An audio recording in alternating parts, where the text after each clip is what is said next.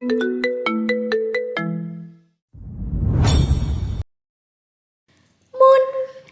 একে একে তুই, একাকার আমি তুই, আর না চোখ ফিরিয়ে একটু হাস। নেই মনে কি কিছুই, তোর ঠোঁটের ডানা ছুঁই, মিলবে সব জীবনের ক্যালকুলাস।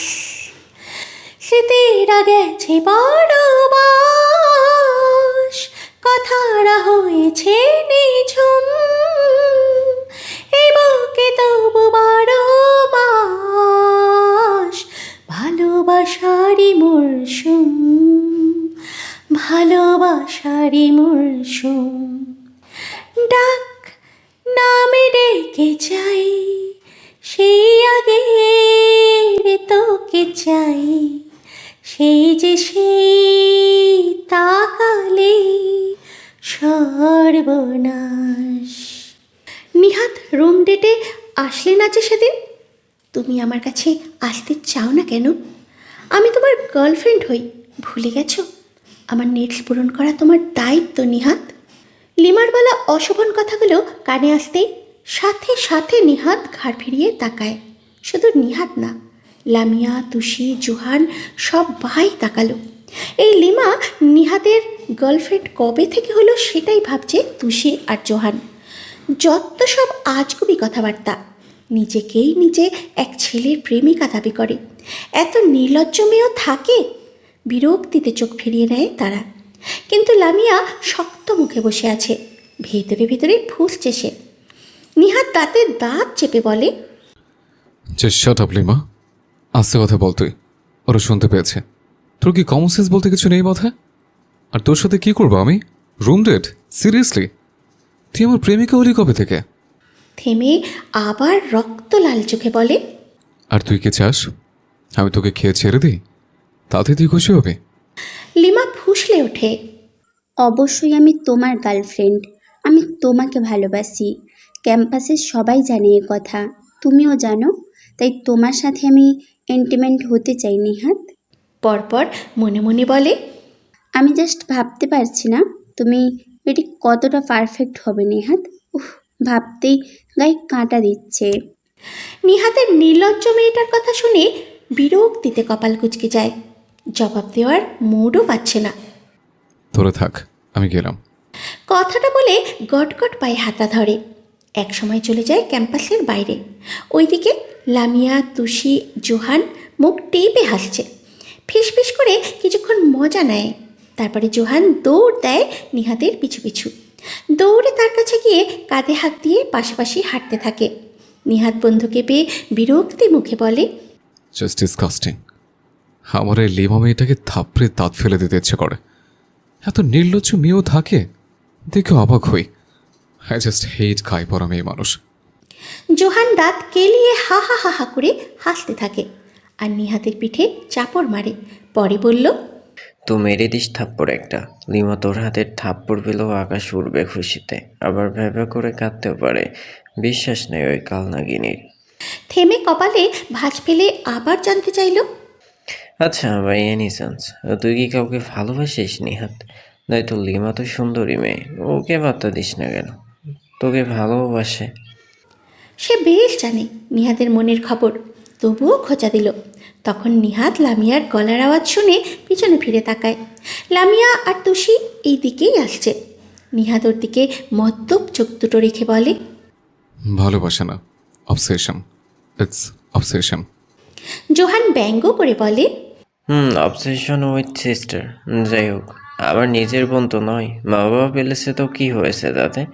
মম তো আর ওকে পেটে ধরেনি, so don't fucking care of anything. লামিয়াকে ছোটবেলায় নিহাতের বাবা মা দত্তক নিয়েছিল। লামিয়া তখন খুব ছোট। নিহাতের বাবা মায়ের একটা মেয়ের খুব শখ ছিল। এদিকে সেই দম্পতির পক্ষে আর সন্তান নেওয়া সম্ভব না, কারণ নিহাতের মায়ের শারীরিক কিছু দুর্বলতা আছে। নিহাতের 3 বছর বয়সের একটা অ্যাক্সিডেন্টে জরায়ু ক্ষতিগ্রস্ত হয়েছিল। যেই কারণে আর সন্তান জন্ম দেওয়ার ক্ষমতা হারিয়ে ফেলেন। তাই খুব শখ করে দূরের একটি অনাথ আশ্রম থেকে লামিয়াকে নিয়ে আসে নিহাতের বাবা মা। প্রথম দিন এনে সবার আগে তার কোলে ধরিয়ে দিয়েছিল আর বলে, আজ থেকে এই ছোট্ট পরীটা তোমার বোন নিহাত। খুব খুব ভালোবাসবে, যত্ন করবে, সব বিপদ আপদ থেকে রক্ষা করবে।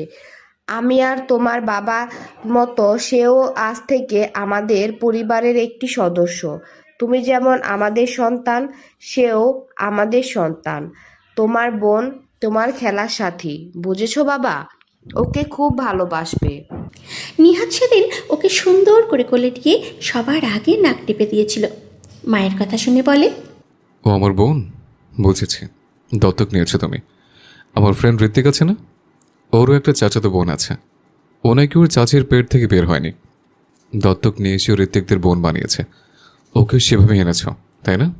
ঠিক আছে, আমি এবার থেকে ওকে খুব কেয়ার করব, খুব খুব ভালোবাসবো। আমার মতো করে ওকে তোমরা ভালোবাসতে পারবে না, দেখে নেও। মাই প্রিটি লিটল ফেয়ারি। বলেই তার নরম সরম গালে চুমু এঁকে দিয়েছিল। সাথে সাথে মাত্র কয়েক মাস বয়সী বাচ্চা লামিয়া কেঁদে উঠে হাত পা নাড়িয়ে। আর নিহাত কিলকিল করে হেসে ওঠে।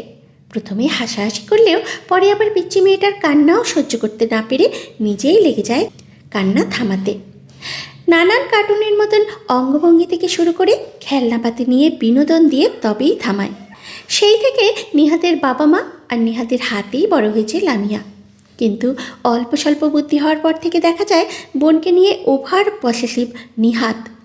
লামিয়া অবশ্য তখন ছোট, সেভাবে বোধবুদ্ধি আসেনি, ভাইয়ের সাথে খেলতে চাইতো।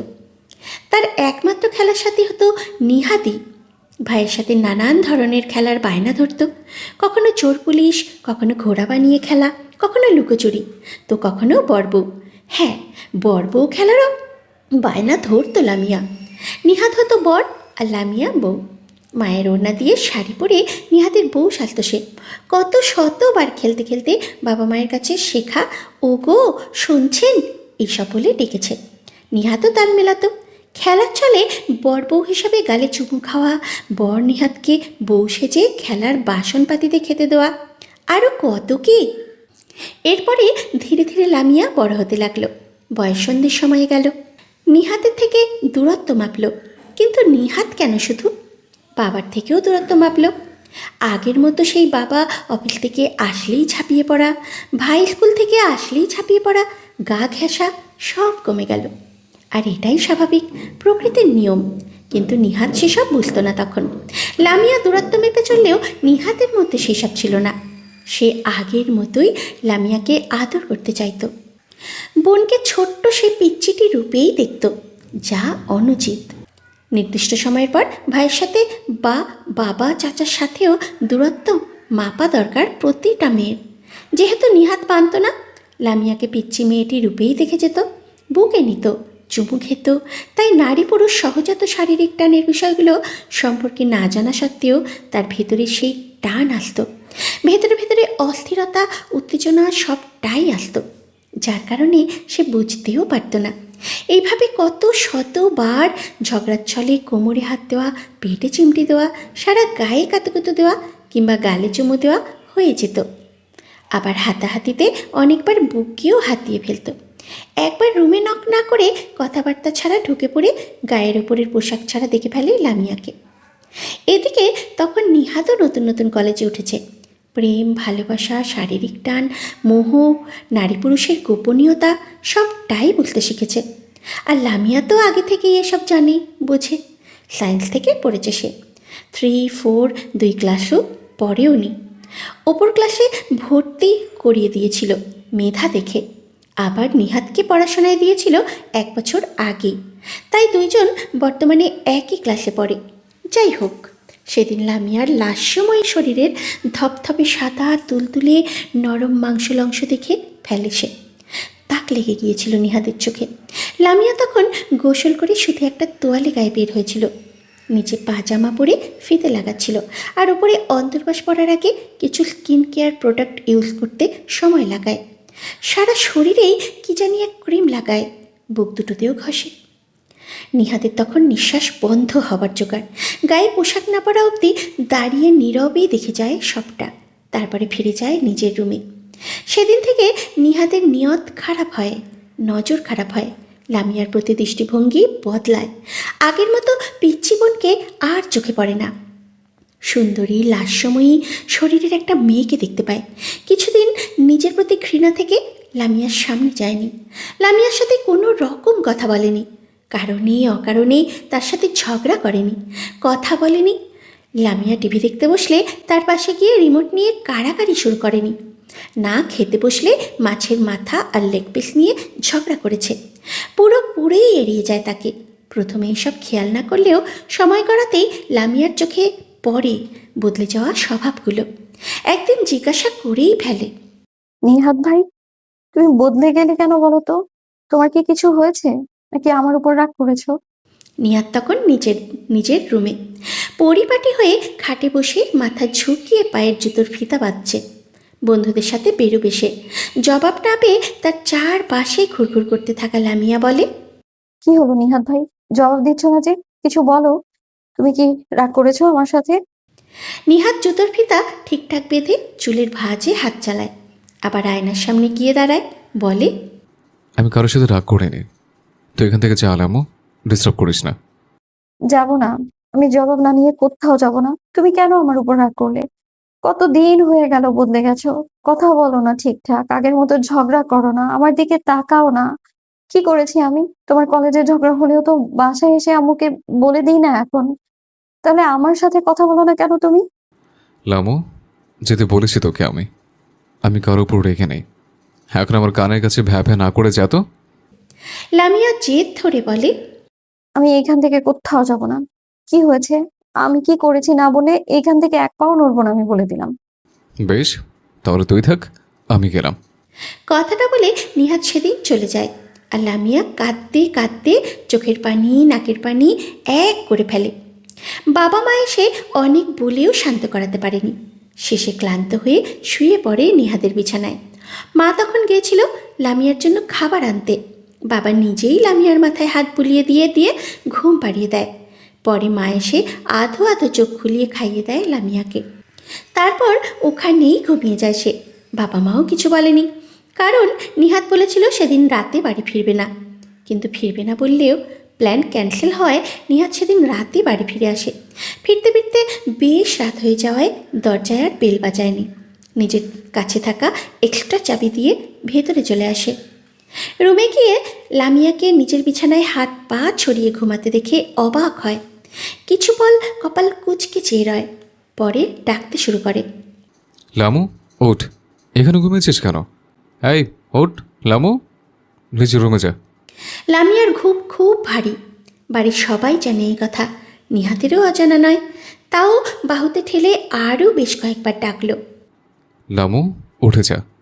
আমি কোথায় ঘুমাবো আশ্চর্য? উঠে নিজের রুমে যা। এই লামু, ওঠ। ওঠে না। হতাশ হয়ে ঘুমন্ত মেয়েটার দিকে পূর্ণ নজরে তাকায়। বাচ্চাদের মতো হাঁ করে ঘুমাচ্ছে। আর ঘুমানোর ভঙ্গিমা জঘন্যভাবে বিশ্রী। গায়ের কাপড়ের ঠিক নেই, না তো পাজামা ঠিক আছে। টেনে হাঁটুর নিচে নামিয়ে দেয় সে, আর পেট বুকের দিকেও ঢেকে দেয়।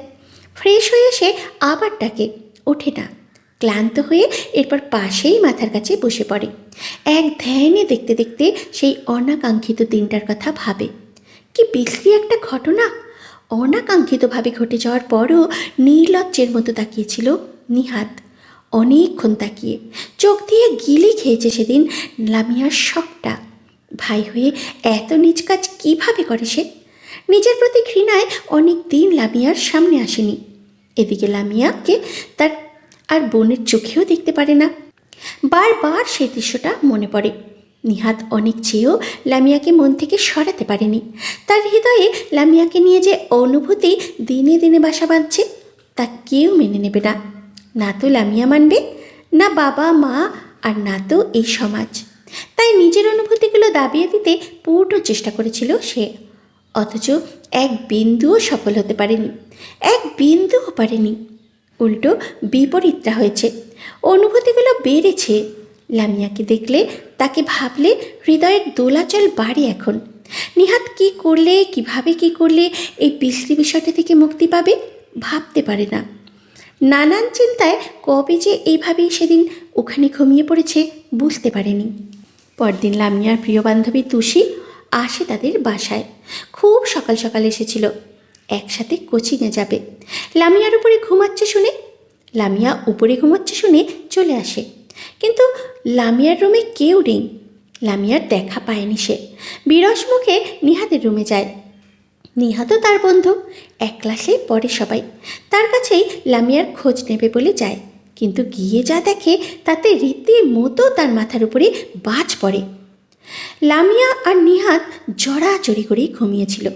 নিহাত লামিয়ার বুকে মুখ গুজে আছে, আর লামিয়া নিহাতের গায়ে পা তুলে দিয়েছে, লেপ্টে আছে একে অপরের সাথে। নিঃশ্বাসের সাথে সাথে দুজনের বুকের ওঠানামা হচ্ছে সমান তালে। কি অন্তরঙ্গ দৃশ্য, যেন বিবাহিত দম্পতি, অথচ তারা তো ভাই বোন। ছি! ওঠ নিহাদ, কি করছিস তোরা? ছি! এলামো নিহাদ, ওঠ তোরা, উঠতে বললাম। ওঠ বেয়াদব দুটো, আমি সবাইকে ডেকে আনবো বলে উঠ বলছি। তুষির ক্রমাগত ডাকাডাকিতে দুজনের ঘুম হালকা হয়ে যায়। রয়ে শুয়ে চোখ খুলতেই প্রথমে কিছু ঠাহর করতে পারেনি।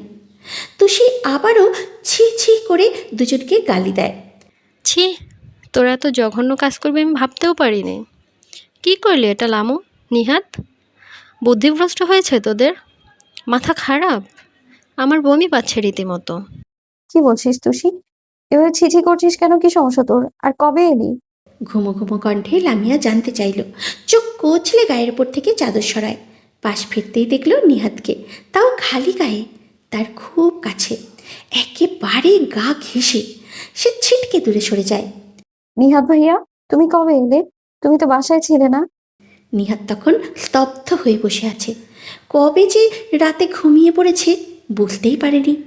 সারা রাত যে একসাথে ছিল তা আন্দাজ করতে পারছে সে, কিন্তু তুষি এখানে, সে কি দেখেছে? কতটুকু দেখেছে? আর সবচেয়ে বড় কথা, কি ভেবেছে? সে তুষির চোখ মুখ দেখে কিছুটা আন্দাজ করতে পারল। তার উদ্দেশ্যে বলে, তুষি, যেমনটা ভাবছিস তেমন কিছুই না। রাতে সিরিয়াসলি নিহাদ, বোনের সঙ্গে সারা রাত একসাথে জড়াজড়ি করে ঘুমিয়ে এখন বলছিস তেমন কিছু না? How can you guys do this Nihad Lamu? Like how? কত নীচ আর জঘন্য কাজ করেছিস ভাবতে পারছিস? লিটারালি একজন আরেকজনকে জড়িয়েছিলি, গায়ের উপর পা তুলে দিয়ে লামুর বুকে মুখ গুজে ঘুমিয়েছিলি। Shame on you guys, shame on you. হতভম্ব লামিয়া শুধু শুনে গেল তুষি আর নিহাতের কথা, আর সবটাই স্পষ্ট হয়ে গেল তার কাছে। মাথা কাজ করছে না তার, ভাবতে পারছে না কিছু। এটা কিভাবে হলো? নিহাত ভাইয়ার সাথে কেন হলো? কিভাবে হলো? আজকের পর নিজের সাথে আয়নায় কিভাবে চোখ মেলাবে? কিভাবে নিহাত ভাইয়ার সামনে দাঁড়াবে? ছি! এত জঘন্য কিছু কিভাবে ঘটে? লামিয়া ঢোকিলে নিজের শরীরে কোনো অযাচিত ব্যথা আছে কিনা বুঝতে চাইল। না, কোনো ব্যথা নেই, না তো অযাচিত চিহ্ন। নিহাত তুষিকে বুঝিয়েই যাচ্ছে। এবারে লামিয়া কাঁদতে কাঁদতে এক নাগাড়ে বলতে শুরু করে, বিশ্বাস কর তুষি, যেমনটা ভাবছিস তেমন কিছুই না। এমন কিছুই নেই আমার আর ভাইয়ার মধ্যে। ভাইয়া তো রাগ করে আমার সাথে কথাই বলে না অনেকদিন। আমি এসেছিলাম ভাইয়াকে মানাতে, কিন্তু আমাকে পাত্তা না দিয়ে চলে যায় বাইরে। বলেছিল আজ রাতে আসবে না। আমি কাঁদতে কাঁদতে এখানেই শুয়ে পড়েছিলাম। মা খাইয়ে দেয়, বাবাও ঘুম পাড়িয়ে দেয়, এখানে ঘুমিয়ে যেতে বলে। ভাইয়া আসবে না বলেছিল, তাই আমিও ঘুমিয়ে যাই।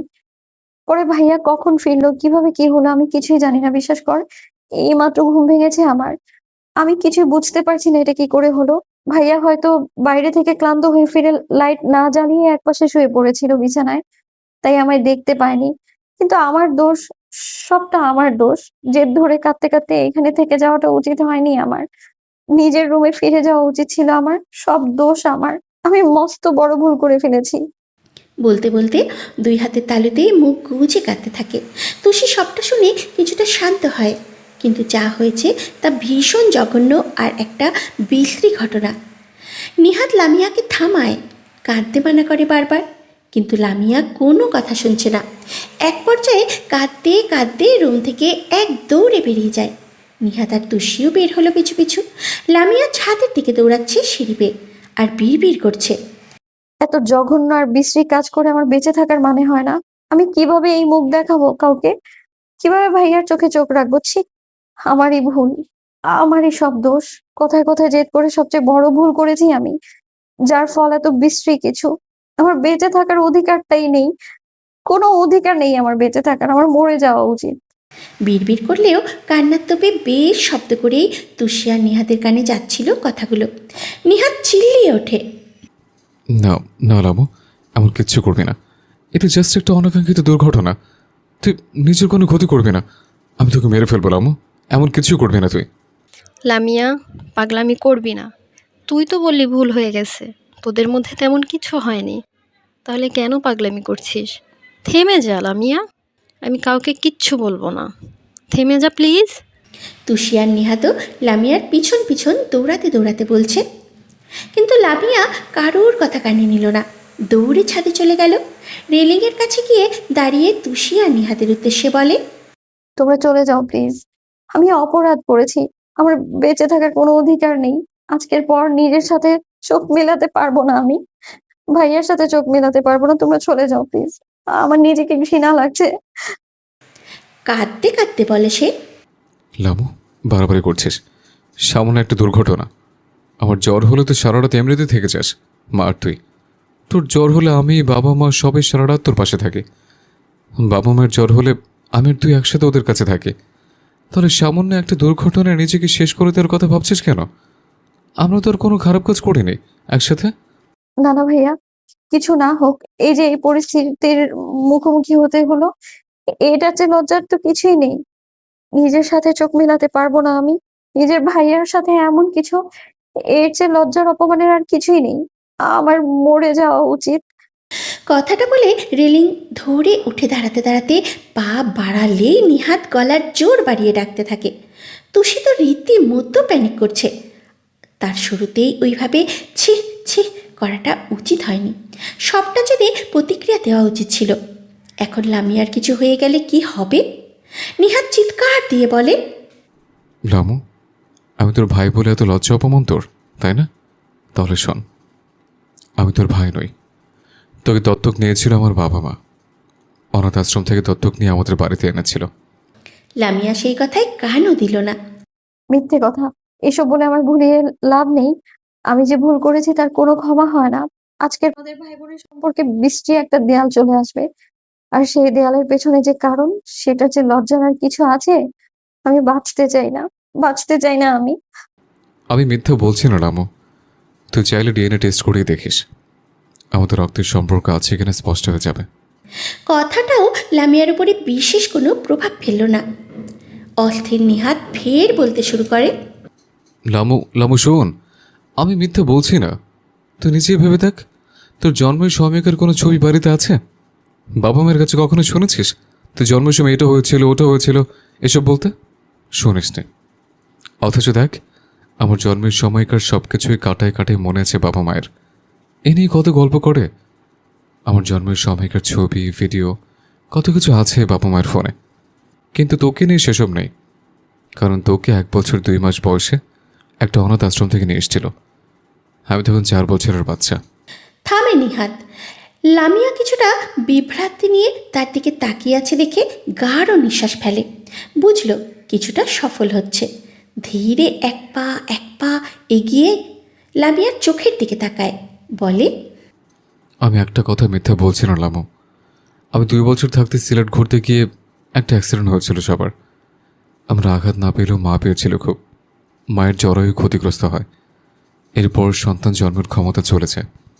তাই 2 বছর পর আমি 4 বছর হলে তোকে একটা অনাথ আশ্রম থেকে নিয়ে আসে, আর আমাদের পরিবারের অংশ বানায়। সেদিন থেকে সবার মাঝে আছিস। তোর আমাদের কারোর সাথে রক্তের সম্পর্ক নেই লামিয়া। আমি তোর ভাই নই। আমার সাথে যা হয়েছে সেসব নিয়ে এত লজ্জা মাথায় নিয়ে নিজেকে শেষ করতে যাওয়ার কিছু নেই। নিহাত কথা শেষ করতে পারল না। তার আগেই লামিয়া হঠাৎ মাথা ঘুরে পড়ে যেতে নেয়। লামিয়া! লামু, চিৎকার দিয়ে ওঠে নিহাত আর তুষি। আতঙ্কে বুক ফেটে যাচ্ছিল তাদের। নিহাত ঝাপটে ধরে লামিয়াকে, পুরোপুরি অজ্ঞান হয়নি সে, তুষিও দৌড়ে আসে। নিহাত আগলে নিয়ে অর্ধচেতন লামিয়ার গালে হাত রেখে বলে, লামু, লামু, কি হলো তোর? অসুস্থ লাগছে? শরীর খারাপ? আমায় বল, কোথায় খারাপ লাগছে? আ- আমি তোমাদের রক্তের সম্পর্কের কেউ না। আমাকে তোমার বাবা মা পেলেছে। তুমি যা বলছো সব সত্যি। নিহাত দেখল এই সত্য শুনে লামিয়ার চোখের ভেতরের সেই কষ্ট, সেই হাহাকার, যাদের এত কাল আপন মানুষ ভেবে এসেছে, নিজের বাবা মা ভেবে এসেছে, তারা কিনা তার রক্তের সম্পর্কের কেউ না। এতক্ষণ যা কিছু হলো লামিয়ার সাথে, একটু আগে যে বিশ্রী ঘটনাটা ঘটে গেল তার জীবনে, সেটা কি কম ছিল লামিয়াকে ভেঙে দিতে? এর মধ্যে আবার এটা কোন সত্য? এই সত্য যে লামিয়াকে কষ্ট দিচ্ছে, খুব কষ্ট দিচ্ছে। বুক ফেটে যেতে চাইছে তার, কাঁদতে লাগলো সে। নিহাতের সেই কান্নায় বুকের ভিতরে উথাল পাথাল হয়। কিন্তু এই মুহূর্তে এই সত্য জানানো ছাড়া আর কোনো উপায় ছিল না তার। এই সত্য না জানালে তার লামিয়াকে হয়তো বাঁচাতে পারত না, হারিয়ে ফেলতো এতক্ষণে। তাই একটুও আফসোস হলো না নিহাতের, বরং শূন্যে গা ছেড়ে দেওয়া লামিয়াকে আগলে নেয় বুকের সাথে। সেদিন থেকেই তাদের সম্পর্কের সমীকরণ বদলে গিয়েছিল। অতীতের ভাবনা শেষ। রাতে ডিনার সেরে নিহাত লামিয়ার রুমে যায়। রুমটা হোয়াইট থিমে সাজানো। রুমটায় ঢুকলেই প্রথমে চোখে পড়ে নরম উষ্ণ আলোয় ভেসে থাকা এক শান্ত পরিবেশ। চারপাশে যেন এক ধরনের নিরিবিলি আর আরামদায়ক অনুভূতি ছড়িয়ে আছে। একেবারে ক্লাসিক ভাব সেখানে চারিদিকে। ছাদের কোণ ঘিরে লুকানো লাইটগুলো মৃদু আলো ফেলেছে, যা লামিয়ার পুরো সফেদ ঘরটাকে কোমল সোনালি আভায় মুড়ে রেখেছে। ডান পাশে সাজানো একটা পরিপাটি কাজের জায়গা আছে, সাদা টেবিল, তার উপরে একটা বড় মনিটর, পাশে ছোট ছোট সাজসজ্জা আর গুছিয়ে রাখা জিনিসপত্র। চেয়ারটাও নরম আর আরামদায়ক। ওখানে বসে ঘন্টার পর ঘন্টা বই হাতে পড়তে থাকে লামিয়া। কখনো বা এমনিতেই বসে বসে সময় কাটায়। টেবিলের উপরের তাকগুলোতে ফ্রেম করা ছবি, তার বাবা মার, নিহাদের, একলা নানান ভঙ্গিমায় কিংবা সবার সাথে ফ্যামিলি ফটো, ছোট গাছ আর বিভিন্ন ডেকোরেশনে রাখা, যা লামিয়ার ঘরটাকে চোখ ধাঁধানো করে তুলেছে। বাম দিকে রয়েছে বড় একটা আরামদায়ক বিছানা, বিছানার উপরে ছড়ানো নরম কম্বল আর কয়েকটি ফোলানো বালিশ, সব মিলিয়ে একদম বিশ্রামের জন্য তৈরি। বিছানার পাশে ছোট্ট টেবিলে জ্বলছে মৃদু আলোয় কিছু ক্যান্ডেল। মেঝেতে পাতা পুরো নরম কার্পেট, পা রাখলেই যেন ডুবে যায়। জানালার দিকে তাকালে দেখা যায় হালকা সাদা পর্দা, যার সঙ্গে জড়িয়ে আছে ছোট ছোট ঝিকিমিকি লাইট। পর্দার ফাঁক দিয়ে বাইরের রাতের অন্ধকার আর দূরের আলো মিলেমিশে এক স্বপ্নময় দৃশ্য তৈরি করেছে। জানালার সামনে রাখা গোল নরম একটি চেয়ার, যেখানে বসে লামিয়া চুপচাপ সময় কাটাতে পারে। ঘরের কোনায় কোনায় সবুজ গাছের উপস্থিতি জায়গাটাকে আরও সতেজ করে তুলেছে। দেওয়ালে ঝুলছে কিছু ছবি আর একটা ছোট আলো, লেখা জাস্ট ব্রেথ, যা যেন লামিয়ার ঘরের শান্ত ভাবটাকে আরও গভীরভাবে প্রকাশ করে। সব মিলিয়ে এই রুমটা শুধু থাকার জায়গা নয়, এটা লামিয়ার জন্য যেন এক টুকরো নিরিবিলি আশ্রয়, যেখানে ব্যস্ততার বাইরে এসে সে একটু নিজের মতো করে শ্বাস নিতে পারে। তাদের বাড়িতে সদস্য সংখ্যা 4 জন, নিহাত, লামিয়া আর তাদের বাবা মা। ডুপ্লেক্স বাড়িটির নিচতলায় থাকে তার বাবা মা, আর নিহাত লামিয়াকে দিয়েছে ওপরতলায়। তাই তাদের একে অপরের রুমে অবাধ চলাচল টেরও পায় না তাদের বাবা মা। নিহাত এসে লামিয়ার তুলতুলে নরম বিছানায় শুয়ে পড়ে। মেয়েটা ভ্যানিলা সুবাস নেয়, পুরো ঘরটা সেই গন্ধে মোমো করছে। নিহাতের ভেতরটা শিরশির করে ওঠে। এই ঘ্রাণ ড্রাগের মতো কাজ করে তার ভেতর।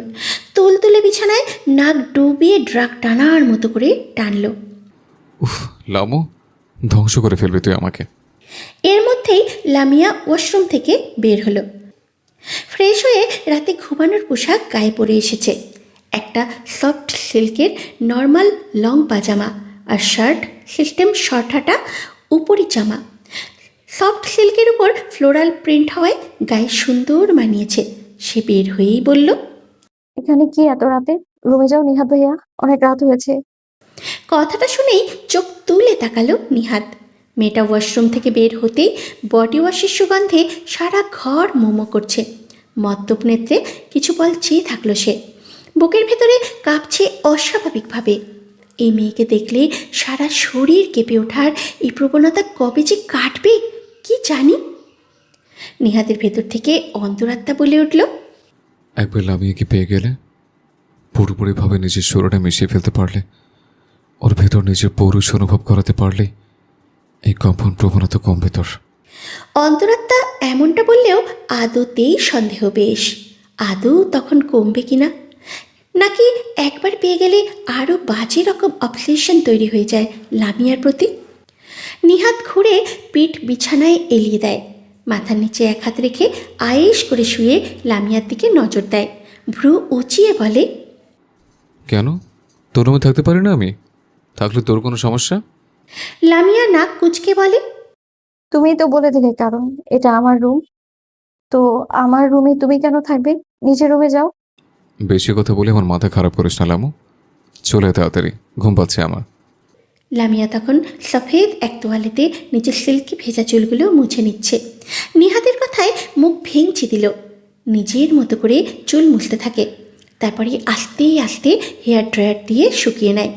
পরপর চুলে সিরাম লাগায়, মুখে হাতে পায়েও ক্রিম লাগায়। তারপরে ঠোঁটে ভ্যাসলিন লাগিয়ে তবেই ড্রেসিং টেবিলের সামনের টুল থেকে উঠে দাঁড়ালো। সে উঠে দাঁড়াতে না দাঁড়াতেই দুটো পুরুষালী হাত তার কোমল আগলে শূন্যে তুলে নিল। পরপর তীব্র বেগে পেছনে দিয়ে দেয়ালের সাথে ঘেঁষে দাঁড় করায়। হাত দুটো নিহাতের। লামিয়ার দুই পা দিয়ে নিজের কোমরের চারপাশে ঘিরিয়ে নিয়েছে সে। লামিয়া কোলে তুলতেই চমকে আহ সূচক শব্দ করেছিল। কি হয়েছে বুঝতেই পিঠ দেয়ালে ঠেকেছে বুঝে আবার শব্দ করে ওঠে। নিহাত মুখ চেপে ধরল তার। লামিয়া শান্ত হয়ে চোখ বড় বড় করে তাকাতেই নিহাতের মুখের ওপর থেকে হাত সরিয়ে নেয়, চোয়ালে হাত রেখে বলে, আমায় সিরিয়াস করছিস? লামিয়া এখন শান্ত। সে বলে, তোমায় সিডিউস করতে যাবো কেন আমি? তোমায় সিডিউস করার দরকার পড়ে আমার? নিহাত মুখটা একেবারে কাছে এনে ফেলে, নাকে নাক ঠেকে যায়, ফিস ফিস করে বলে। তাহলে সারা শরীরে এসব কি মাখলি? লামিয়াও ফিস ফিস করে জবাব দেয়, স্কিন কেয়ার ওগুলো। স্কিন ঠিক রাখার জন্য? হ্যাঁ। কোমল রাখার জন্য? লামিয়ার এত মোহনীয় কণ্ঠের ফিসফিস শব্দ শুনে শরীরের রন্ধ্রে রন্ধ্রে উত্তেজনা ছড়িয়ে পড়ছে। সে বলে, হ্যাঁ। কথা বলার সময় ঠোঁটের ঠোঁট লেগে যাচ্ছে দুজনের। জবাবটা শুনে সাথে সাথে নিহাত তাকে নিতম্বে হাত দিয়ে আরও চেপে ধরল নিজের সাথে। লামিয়া আহ শব্দ করে ওঠে। নিহাত বলে, তাহলে স্কিন কোমল হয়েছে এখানে টেস্ট করি আমি? একদম না। একদম হ্যাঁ। নিহাত ভাইয়া, ভাইয়া নয়, জামাই বল। প্লিজ। বলতে না বলতে ফের আহ শব্দ করল। নিহাত তার গলদেশে কামড় দিয়েছে। শুধু কামড় দিয়ে ক্ষান্ত হয়নি, ওই জায়গায় চুষে ধরে চুমু খেলো, লেহন করল। লামিয়ার হাত নিহাতের পিঠে গাঢ় হচ্ছে, স্পর্শ দেবে দিচ্ছে, নখ দেবে দিচ্ছে, আর গা মুচড়ে উঠছে তার। তাই নিহাত কোমর চেপে রাখল। লামিয়াও উত্তেজনায় পা দুটো চেপে ধরেছে নিহারের কোমরের চারপাশে। লামিয়ার তলদেশে শূন্য চাপে শক্ত হয়ে আসা নিহাতকে অনুভব করছে সে। এতে দুজনের উত্তেজনা আরও গাঢ়তর হচ্ছে। নিহাত, হ্যাঁ বউ, শোনা আমার। প্লিজ ছেড়ে দাও, নিতে পারছি না। কেমন লাগছে, ছাড়ো প্লিজ। শ্বাস আটকে বলল সে, অথচ শরীর বলছে অন্য কথা। নিজেকে নিহাতের সাথে ঘষছে সে, হালকা নড়ে চড়ে তার সাথে। নিহাতও তাল মেলাচ্ছে। তো সারা শরীর আমাকে চাইছে, তাই কেমন কেমন লাগছে হানি? না প্লিজ, আমাদের ব্যাপারে কেউ কিছুই জানে না, এসব ঠিক না। আমরা দুজন দুজনের জন্য হালাল ছোনা। তাও কেউ তো কিছু জানে না, বাবা মাও জানে না। প্লিজ, মন সায় দিচ্ছে না। ওকে হানি, বেশি কিছু করবো না। কথাটা বলে ঠোঁট দুটোই নিজেকে ডুবিয়ে দীর্ঘক্ষণ চুষল। চচ শব্দ হচ্ছে, সেই অন্তরঙ্গ চুমুর কারণে। রুমের পরিবেশটা বলতে গেলে অশ্লীল করে তুলেছে সেই শব্দ। নিহাতের হাত স্থির নেই। লামিয়ার নরম পিঠ, কোমর, বুক সব খানে হাত বুলাচ্ছে, কখনো চেপে দিচ্ছে, শেষে 10 মিনিট পর চুমু শেষ হলো। লামিয়া ওইভাবেই নিহাতের কাঁধে মাথা ফেলে রাখল। তীব্র বেগে শ্বাস প্রশ্বাস টানতে টানতে লামিয়া জানতে চায়, এত গভীরভাবে চুমু খেতে কিভাবে শিখলে নিহাত ভাইয়া? লিমা শিখিয়েছে? সাথে সাথে পাজামার উপর দিয়েই টস টসে পিছনে থাপ্পড় পড়ল। লিমাইকে আমি খেয়েছি নাকি জোর থেকে শিখবো? আমি তো তোকে খেতে চাই, চেটে চেটে খেতে চাই পুরো তুইটাকে। ছি, অশ্লীল তুমি। নিহাতের পিঠে থাপ্পড় দিয়ে চোখ মুখ কুচকে নাক ছিটকাল লামিয়া। এই অল্পতে নাক শীতকালে চলবে? আমি রাতভর তোকে কতভাবে খাই স্বপ্নে, কতভাবে চাটি, শুনলে প্রেগনেন্ট হয়ে যাবি তুই। নিহাত ভাইয়া, ভাষা ঠিক করো প্লিজ। আমি কিন্তু বাবা মাকে বলে দিব। লামিয়ার ধমকে নিহাত শব্দ করে হেসে উঠল। কিছু বল হাসতেই থাকে। এর মধ্যে পিঠে মেয়েটার সাথে কিল ঘুষিও খেল। শেষে হাসতে হাসতেই সে বলে, কি বলবি বাবা মাকে? যে তাদের ছেলে তোকে পেটে বাচ্চাদের বায়তারা করছে? নিহাত ভাইয়া, সাথে সাথে শক্ত হয়ে ওঠা নিহাত লামিয়াকে একটু ঠেলে দিল। লামিয়া চোখ মুখ উল্টে উত্তেজনায় চিৎকার করে ওঠে নিহাতের কাঁধ চেপে। ভাইয়া ডাকবি তো এবার থেকে এভাবেই ডোজ দেব। লামিয়া চোখ খিচে আছে, ওভাবেই বলে, তুমি খুব খারাপ, নির্লজ্জ, অসভ্য আর অশ্লীল। আর কিছু? হ্যাঁ, আরো অনেক কিছু। যাই হই, সব শুধু আর শুধুমাত্র তোর জন্য হানি। লামিয়া উঠনায় রক্ত লাল মুখে লাজময় হাসি ফুটিয়ে তোলে। একসাথে থাকতে পারল না সেই রাতে তারা আর, নয়তো অঘটন ঘটে যেত। এমনিতেই দুজনের অবস্থা খারাপ হয়ে গিয়েছিল, পরোক্ষভাবে গভীর ঘনিষ্ঠতায়। পরদিন ভার্সিটির মাঠে বসে আছে তুষি, জোহান আর নিহাত লামিয়া। এক একজন এক এক কথার আসর ফুটিয়ে তুলেছে নিজেদের মধ্যে, হাসি মজায় মজেছে। তখনই কোথা থেকে লিমা এসে উদয় হলো আর নিহাতকে উদ্দেশ্য করে বলে, নিহাত, তোমাকে কতদিন আগে থেকে বলে রেখেছি আজকে আমার জন্মদিন, তাই আমরা ঘুরতে যাব। তুমি এখানে বসে এদের সাথে হাসি মজা করছো। আমার ফিলিংসের কোনো ভ্যালু নেই না তোমার কাছে? নিহাত বিরক্তি নিয়ে তাকায়, তবুও কি ভেবে যেন না করল না। ঠোঁটের বাঁকা হাসি দেখে তো মনে হলো লামিয়াকে ডিল করার উদ্দেশ্যে। আচ্ছা চল, এমনিতেও বসে বসে বোর হচ্ছিলাম। সবাইকে চমকে দিয়ে হঠাৎই বলে ওঠে। দৈবাত এহেন কথায় জোহান তুষি চোখ দুটো রসগোল্লা বানিয়ে তাকায়, আর লামিয়া স্তব্ধ হয়ে তাকিয়ে আছে। কি শুনল যেন বিশ্বাসই করতে পারছে না এক মুহূর্তের জন্য। ওর সেই মুখভঙ্গিকে নিহাত পাত্তাই দিল না। উঠে দাঁড়ায় গা ঝেড়ে আর লিমার সাথে ভার্সিটির বাইরে চলে যায়। লামিয়া চোখ সরায়নি ওরা যতক্ষণ না গেটের বাইরে গেল। বেরিয়ে যেতেই চোখ বেয়ে পানি পড়তে থাকে। তুষি বলে, এটা কি হলো? আমি তো নিজেই বুঝতে পারছি না কি ছিল এটা। হতভাব্য জোহানরাও। পরক্ষণে কি ভেবে লামিয়ার দিকে তাকাতেই রক্ত লাল অশ্রুভর্তি চোখ দেখে ঢোক গেলে তুষিকে হাতে ঠোকা দিয়ে দেখালো।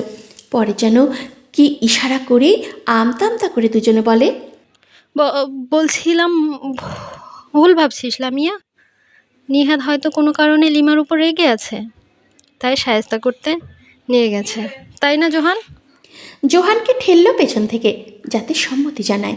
সেও তোতলে তোতলে তৎক্ষণাৎ সায় জানায়, হ্যাঁ হ্যাঁ, তাই হবে। নিহাতকে তো জানিসই, লিমাকেও বার্তা দেয় না। কোনো কারণে সাহায্য করতে হয়তো নিয়ে গেছে। তুই মন খারাপ করিস না। লামিয়া নাক টেনে হাতের তালু দিয়ে চোখের পানি মুছল। পরপর কোলের ব্যাগ কাঁধে নিয়ে গা ঝেড়ে উঠে যায় আর থমথম করে চলে যায় ভার্সিটি থেকে। ওদের কথায় কানই দিল না, নিজের মতো চলে যায়। নিহাত অবশ্য আধা ঘন্টা পরেই ভার্সিটিতে ফিরে এসেছিল। লিমার জন্মদিনের কেক কাটেইনি, উল্টোপাল্টা বুঝিয়ে লং ড্রাইভে নিয়ে গেছে। কিছু দূর গিয়ে নেমে দূরে চলে যায়। তারপরে আর দেখা পায়নি লিমা। নিহাত তাকে বোকা বানিয়েছে বুঝে রাগে জেদে নিজেই ড্রাইভ করবে বলে ফিরে এসেছে। নিহাত ইচ্ছে করেই এমনটা করেছে। মেয়েটা লামিয়াকে একা পেলে সুযোগ বুঝে নানান কথা শোনায়, ভাইয়ের দিকে অসৎ নজর কেন দেয় এই বলে। অথচ লামিয়া ওসব কিছুই করে না। নিহাতে জনসম্মুখে ওকে নিয়ে পাগলামি করে, তাও লিমা লামিয়াকে কথা শোনায় সুযোগ পেলেই। তাই আজ নিহাত ভাবল এই সুযোগে লামিয়াকেও একটু জ্বালানো গেল, সাথে লিমাকেও সাহিস্তা করা গেল। কিন্তু ফিরে এসে বন্ধুদের কাছে শুনে যা বুঝল, একটু বেশিই বাড়াবাড়ি করে ফেলেছে সে। লামিয়া এখন তো রেগে আগুন, তবুও বিশেষ আফসোস লাগলো না। আজ লামিয়ার রাগিনী রূপের সাথেই বরং হালকা পাতলা রোমান্স করবে। রাতে নিহাত লামিয়ার রুমে যায়। লামিয়া তখন আয়নার সামনে বসে চুলের চিরুনি চালাচ্ছিল। কোনো রকম নক করা বা অনুমতি ছাড়াই ঢুকে পড়ল নির্দ্বিধায়। লামিয়া নিহাতকে দেখেও কিছু বলল না, নির্লিপ্ত থাকে। নিহাত গিয়ে আয়েশ করে নরম বিছানায় বসল। পেছনে 2 হাত ভর দিয়ে বসে লামিয়ার দিকে তাকিয়ে নিষ্পাপ ভঙ্গিতে জানতে চাইল, কি হয়েছে রে তোর? রেগে মেগে চলে এসছিস শুনলাম ভার্সিটি থেকে। কেউ কিছু বলেছে নাকি? কি করেছে তোর সাথে? লামিয়া পাত্তাই দিল না সেই কথায়, নিজের মতো চুলে চিরুনি চালাতে থাকে। কি রে লামোহানি, কি সমস্যা আমায় বল, না বললে বুঝবো কি করে? কোনো সমস্যা নেই, তুমি এখান থেকে যাও আর আমায় একটু একা থাকতে দাও। অভিমানী কথা শুনে নিহাত ঠোঁট কামড়ে হাসল। সে ফের অবুঝ সেজে বলল, তুই কি কোনো কারণে জেলাস? চেহারা দেখে এমন মনে হচ্ছে কেন? আমায় বল দেখি, তোর জন্য কিছু করতে পারি কিনা। সাথে সাথে কান ফাটানো চিৎকারে চিল্লিয়ে উঠল লামিয়া। কিচ্ছু করতে হবে না তোমায়, আমার রুম থেকে এক্ষুনি বের হও। তোমার মুখও দেখতে চাই না আমি, তোমার মতো পুরুষের দরকার নেই আমার জীবনে আর রুমে। যাও এখন, আমি নয়তো বাবা মাকে ডেকে বলবো তুমি আমার রুমে এসে আমার সাথে অসভ্যতম করছো। আমায় খারাপ ভাবে ছুঁতে চাও, তুমি আমার সর্বনাশ করতে চাও, এসব বলে তোমার জেলের ভাত খাইয়েছে। আর কিচ্ছু বলতে পারল না। তার আগেই নিজের পিঠ তুলতুলে বিছানায় সফেদ চাদরে অনুভব করল। তাকে বিছানায় শুইয়ে নিজেও 2 হাঁটু দুদিকে করে তার কোমরের উপরে বসে পড়ে। লামিয়ার নিঃশ্বাস আটকে আছে, কি হয়েছে টের না পেয়ে। যখন বুঝল তখন এক ধাক্কায় দূরে সরাতে চাইল নিহাতকে, কিন্তু সে হাত দুটো 2 পাশে পিন করে ফেলে আর কোমরে আহারও চেপে বসে লামিয়াকে উত্তেজনার বশ করে ফেলে। রেগে যখন চোখ মুখ আর গালটা লাল করে ফেলিস তখন তোকে রসগোল্লার মতো লাগে, গেলে খেয়ে ফেলতে মন চায়। লামিয়া নিজের পিন হওয়া হাত ছোটাতে চায়। ছাড়ো, ছাড়ো বলছি, আমার গায়ের উপর থেকে ওঠো, আমি কিন্তু চিৎকার করব। নিহাত নির্বিকারে বাঁকা হেসে বলে। লামিয়া নাক ফুলিয়ে অপর দিকে মুখ ঘুরিয়ে নেয়। হাত দুটো তখনও নিহাতের হাতে বন্দি। ওপরে করে বন্দি থাকায় আর শরীরের উপরে নিহাতের চেপে বসে থাকায় কাপড় টান খেয়ে আছে। উঁচু বুকের দিকে টান খেয়ে লেগে আছে কাপড়। লামিয়া হয়তো কাপ ছাড়া অন্তর্বাস করে, তাই মাথা বোঝা যাচ্ছে। ঘন ঘন শ্বাস প্রশ্বাস টানায়, একবার উঠে বুক দুটো, তারপরে আবার নামে। বাঁকা হেসে নিহাত নিজের এক হাতে ওর 2 হাত মাথার উপরে তুলে পিন করে, আর অন্য হাত পরপর বেয়ে বেয়ে উপরের দিকে তোলে।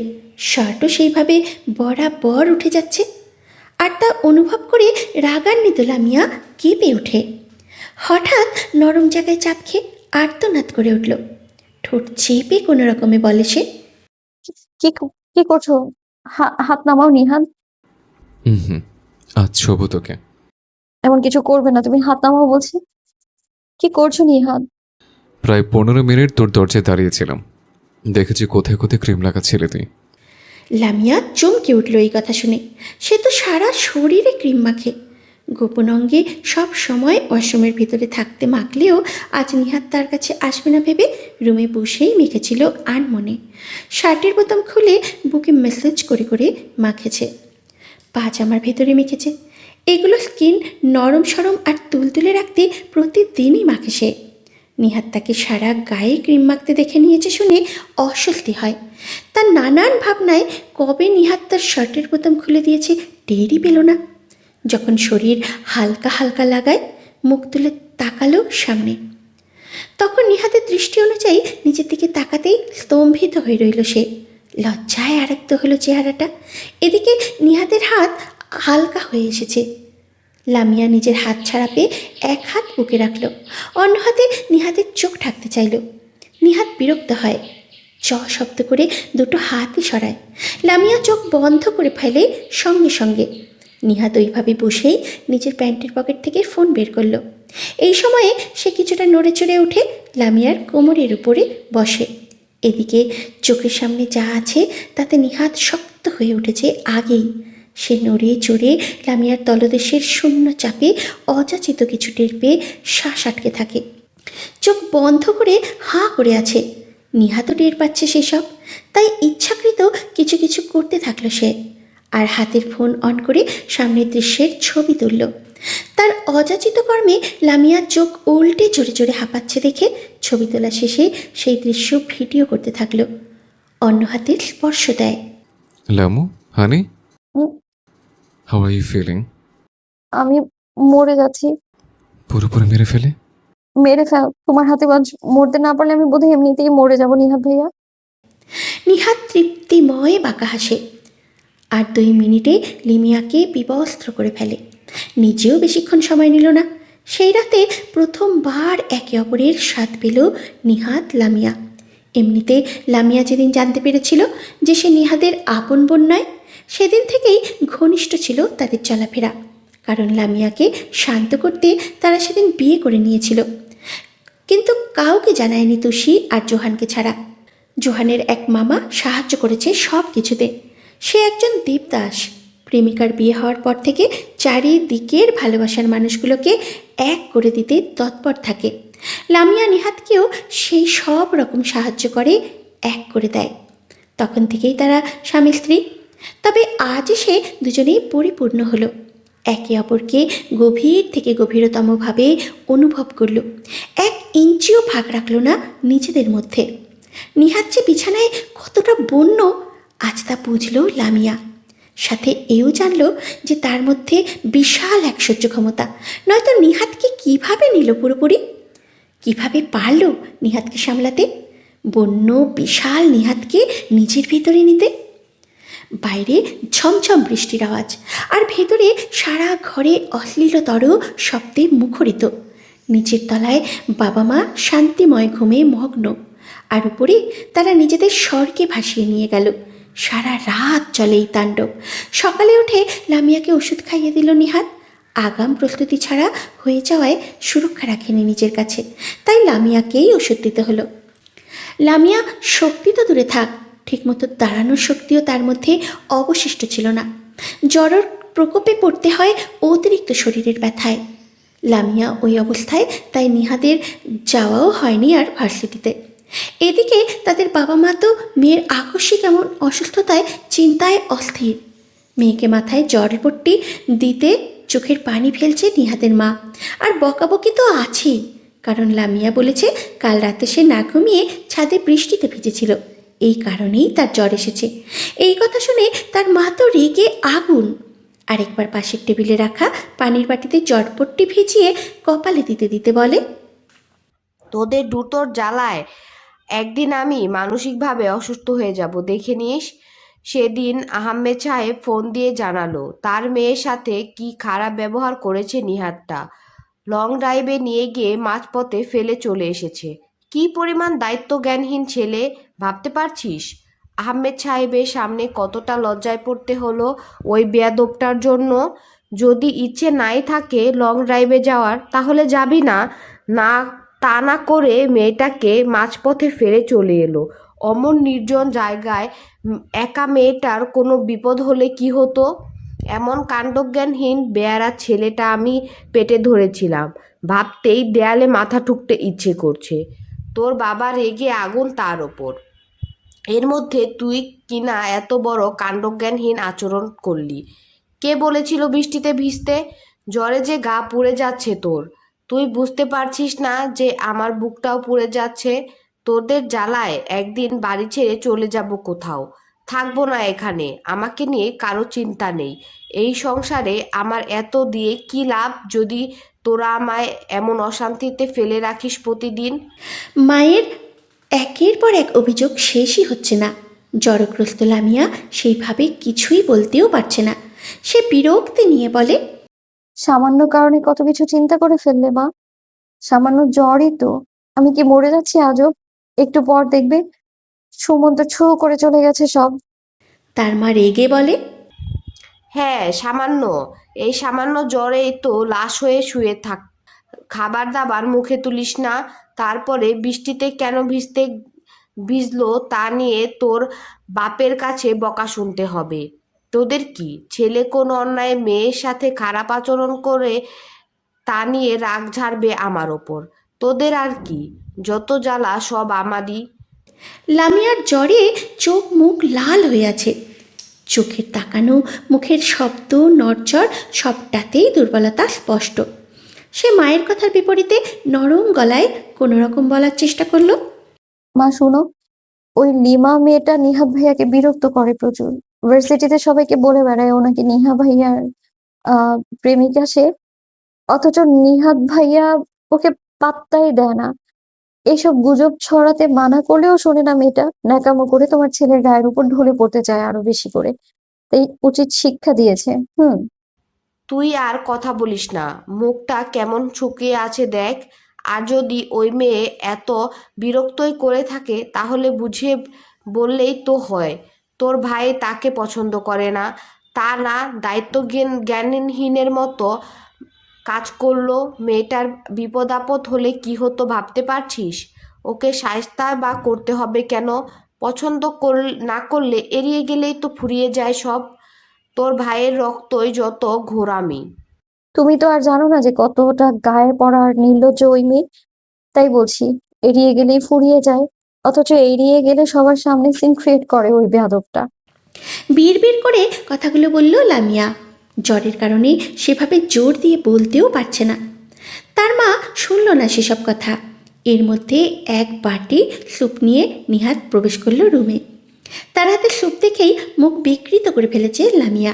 মা বলে, এনেছিস? দে এদিকে দে, স্যুপ খেয়ে যদি একটু শান্তি পায়, শক্তি পায়। এই নাও, অনেক হেলদি স্যুপ, দেখবে খেয়ে তাজা হয়ে গেছে।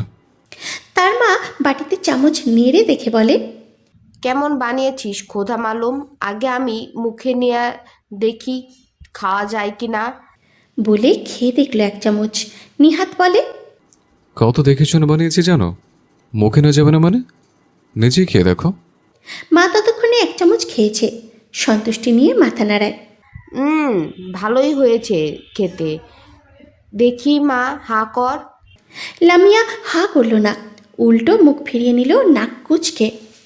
আমি খাবো না স্যুপ টুপ, তোমরাই খাও বেশি স্বাদ লাগলে। না খেলে সুস্থ হবি কিভাবে মা? মায়ের আদরে গলা। নিহাত তার অপর পাশে এসে ফিসফিস করে বলে, খেয়ে নে হানি, তোকে তাড়াতাড়ি সুস্থ হতে হবে। আজ রাতেও লাগবে, খেয়ে নে, নয় শক্তি পাবি না, আমায় সামলাতে পারবি না। দুর্বল হাত নিয়ে নিহাতের হাঁটুতে চিমটে দিল সে। দেখেছো মা, তোর মেয়ের জ্বর হলে কি হবে? শক্তির কমতি নেই, কত জোরে চিমটে দিল। আর আমি কিনা হাত পুড়িয়ে এই পেতনির জন্য স্যুপ বানালাম। মা বকে নিহাতকেই। চুপ কর, কানের কাছে গিয়ে কি উল্টাপাল্টা বকছিস? অসুস্থ মেয়েটাকে জ্বালাস না, একটু খেতে দে শান্তিতে। আমি কি করলাম? চিমটে দিল তোমার মেয়ে, দোষ হলো আমার। বাবা, যা তো তুই এখান থেকে। বিরক্তি নিয়ে কথা বলে মা। পরপর মেয়ের উদ্দেশ্যে আদুরে গলায় বলে, নে মা, হা কর। লামিয়া হাতে ঠেলে ফিরিয়ে দিয়ে বলে, আমি স্যুপ খাবো না মা, তুমি ঝাল কিছু করে আনো। এটা মুখে তুলতে হবে, ভাবতেই তো কেমন যেন লাগছে। আচ্ছা, আমি ঝাল করে নুডলস ভেজে নিয়ে আনছি, সেটা অন্তত মুখে তুলিস। বলে বলে চলে গেল তার মা। এদিকে নিহাত কপালে ভাঁজ নিয়ে বসে আছে। মা যেতেই বলে, আমার বানানো স্যুপ খেয়ে তোর কেমন কেমন লাগছে মানে? কত কষ্ট করে বানালাম, তুই এটা বলতে পারলি? নিহাতের জিদ চেপেছে। সে এবার বাঁকা হেসে বলে, স্যুপ তো তুই খাবি, সাথে আমিও তোকে খাবো। কথাটা বলে স্যুপের বাটি হাতে নেয়। তারপরে এক চামচ স্যুপ মুখে পুরে নিল। লামিয়া সে কি করতে চাইছে বুঝতে পারছে না, তাই তাকিয়ে রইল। নিহাত মুখে নেওয়া স্যুপ খেয়ে ফেলেনি, বরং হঠাৎ করে ঝুঁকে আসে লামিয়ার দিকে। আর তার চমকিত চোখ দুটো এক নজরে দেখে গোলাপি ঠোঁট দুটোতেই নিজের ঠোঁট মিলিয়ে দিল। মুখে স্যুপ ঠুকিয়ে দিল তার গালে। এইভাবেই স্যুপ খাইয়ে দিল সে। এদিকে লামিয়া হতভম্ব। নিহাত হঠাৎ কি করলো ভেবে চোখ বড় বড় হয়ে আছে তার। নিহাত একবার খাইয়ে দিয়ে ঠোঁট ছেড়ে তার হতভম্ব চোখের দিকে তাকায়। বাঁকা হেসে বলে, কি কেমন লাগলো হানি? স্বাদ পেলি? আমার বানানো স্যুপের সাথে সাথে আমার স্বাদ। লামিয়া আশ্চর্য হয়ে বলে, এটা কি করলে তুমি? এই নে, আবার করছি। কথাটা বলেই আবার স্যুপ মুখে পুরে লামিয়াকে খাইয়ে দিল সে, সেই একই পদ্ধতিতে। নিজেও লামিয়ার ঠোঁটের স্বাদ নিল। এইভাবে কয়েকবার করে একই কাজ। লামিয়া অনেকটা স্যুপ খেয়ে নিয়েছে এইভাবেই, মানা করলেও নিহাত শোনেনি। শেষে লামিয়া বলে, এবার থেমে যাও নিহান, মা চলে আসবে। প্লিজ থেমে যাও, মা দেখে ফেলে সর্বনাশ হয়ে যাবে। নিহাত সত্যি সত্যি থেমে গেল, কারণ স্যুপ প্রায় শেষ। সে বাঁকা হেসে বলে, কেমন? ডিজিটাল চামচ দিয়ে স্যুপ খেয়ে কেমন লাগলো রামুসোনা? ডিজিটাল চামচ না ছাই, এখন এই স্যুপ আর কোনো কাজে এলো? স্যুপের সাথে সাথে তোমার মুখের সব জীবাণু খেয়ে নিলাম। নিহাত চোখ বড় বড় করে তাকায়, হতভম্ব সে। তার অবস্থা দেখে লামিয়া মুখ টিপে হাসল। তা দেখে নিহাত বলে, তাই না? আমার মুখের জীবাণু যাওয়ার ভয়। তারপর লামিয়ার কানের কাছে মুখ এনে বলে, আর আমি যে পুরো তোকে সারা রাত চেটে চেটে খেলাম, কিছু বাদ রেখেছে? আমার ভেতরে জীবাণু ঢোকেনি শোনা? আমার তো আরও বেশি অসুস্থ হয়ে যাওয়ার কথা। কি কি খেয়েছি মনে করে দেখ। লামিয়ার গাল রক্ত লাল হয়ে এলো এই কথা শুনে। চোখ তুলেই তাকাতে পারল না আর। এর মধ্যে মা এসে যায়। বসে নুডলস খাইয়ে দিলে চুপচাপ খেয়ে নেয়, আর চোখ তুলে তাকানোর সাহস পায়নি সে। একদিন ছিল জ্বর, তারপরে সুস্থ হলো। এদিকে একবার নারী শরীর তথা লামিয়াকে পেয়ে নিহাতের লোভ বেড়ে গেছে। লামিয়া সারাক্ষণ তার চোখের সামনে, অথচ কিছুই করতে পারছে না অসুস্থ থাকায়। এতে তার ভেতরে যে কি হচ্ছে সেই জানে। তাড়াতাড়ি সুস্থ করে তুলতে কোনো যত্নের কমতি রাখল না। এমনিতেও জ্বর হলে যত্নের কমতি রাখে না সুস্থ করে তুলতে। কিন্তু এখন অন্য তারাও আছে। নিহাত পুরোপুরি অধৈর্য বেপরোয়া হয়ে উঠেছে লামিয়াকে পেতে।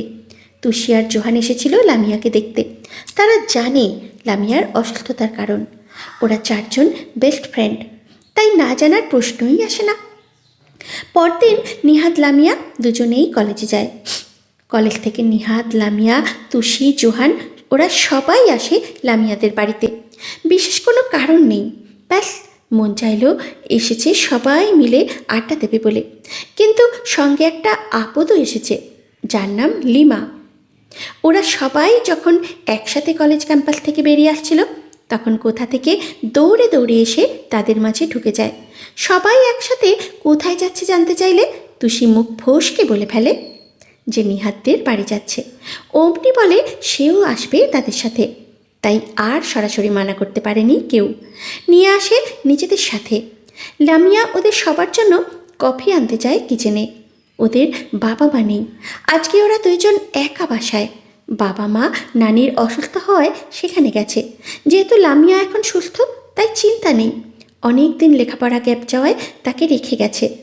আর ওর কোনো সমস্যা যেন না হয় তা দেখতে দায়িত্ব দিয়ে গেছে নিহাতকে। নিহাত তো খুশি মনে মেনে নিয়েছে। লামিয়া কফি বানাতে আসলে ওকে হেল্প করতে হবে জানিয়ে নিজেও চলে আসে পেছন পেছন। নিহাতকে যেতে দেখে লিমাও যেতে নিলে জোহান লিমাকে আটকে দিয়ে বলে, কোথায় যাচ্ছিস লিমা? এখানে বস, তোর সাথে আমার কথা আছে। লিমা কোনো গুরুত্বপূর্ণ কথা ভেবে কৌতূহল নিয়ে তাকায়, জানতে চাইল কি কথা বলো? জোহান কি বলবে খুঁজে না পেয়ে মুখে যা আসে বলে যায়।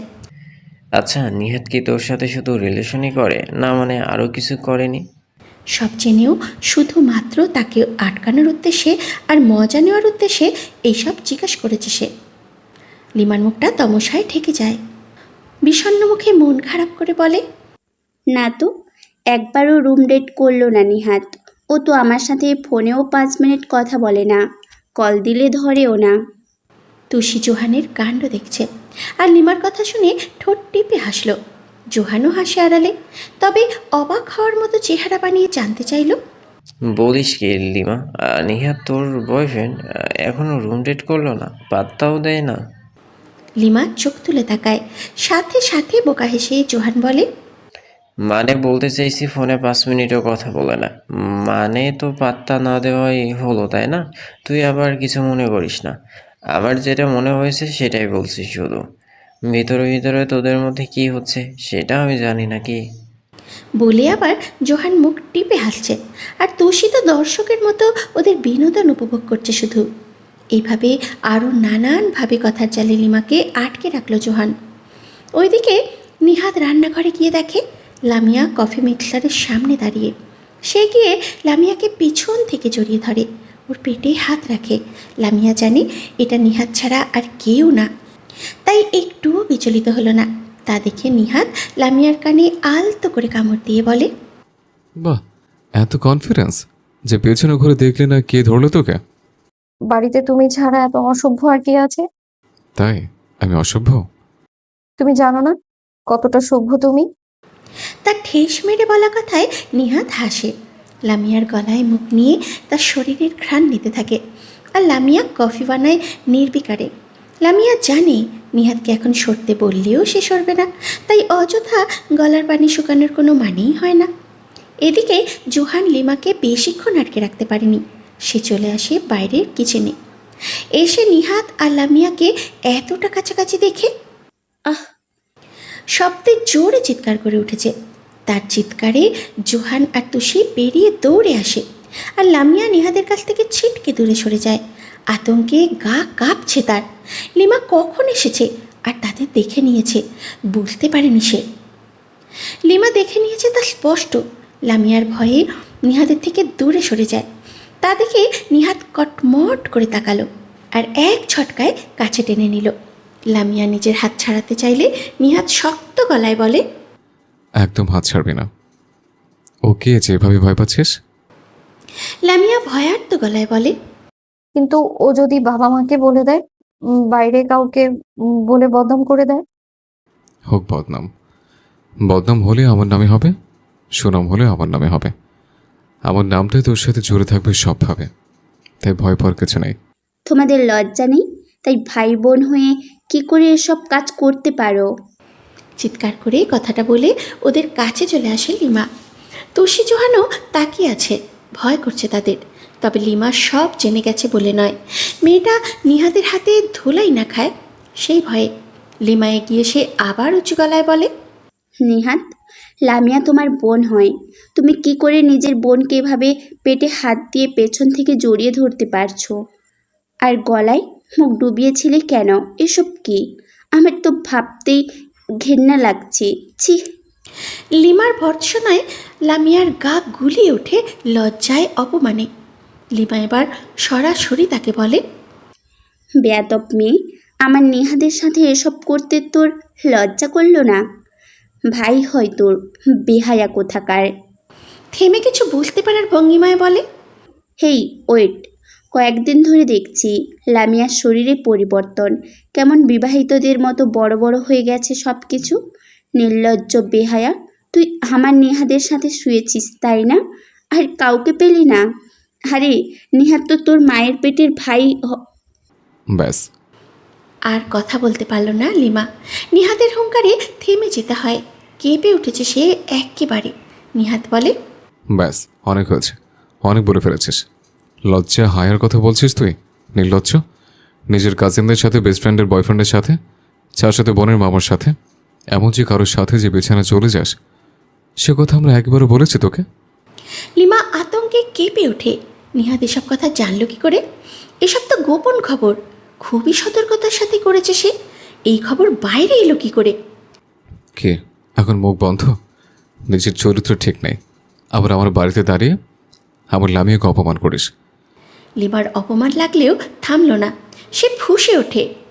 কিন্তু আমি যাদের সাথে করেছি তাদের সাথে আমার যাই, আর তোমরা নিজে আপন ভাই বোন, লজ্জা তো তোমাদের হওয়া উচিত। সাথে সাথে গালে থাপ্পড় পড়ল লিমার।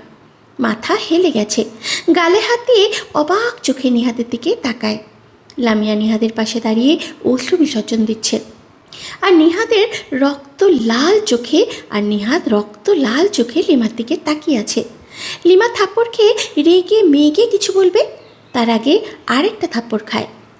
এমনিতেও সবসময় লামিয়াকে তুই কম অপমান করিস না ক্যাম্পাসে, আমার সাথে রিলেশন করতে সাহায্য করো না বলে সেসবের থাপ্পড়ও খেলে আছে, এটা মাথায় রাখিস।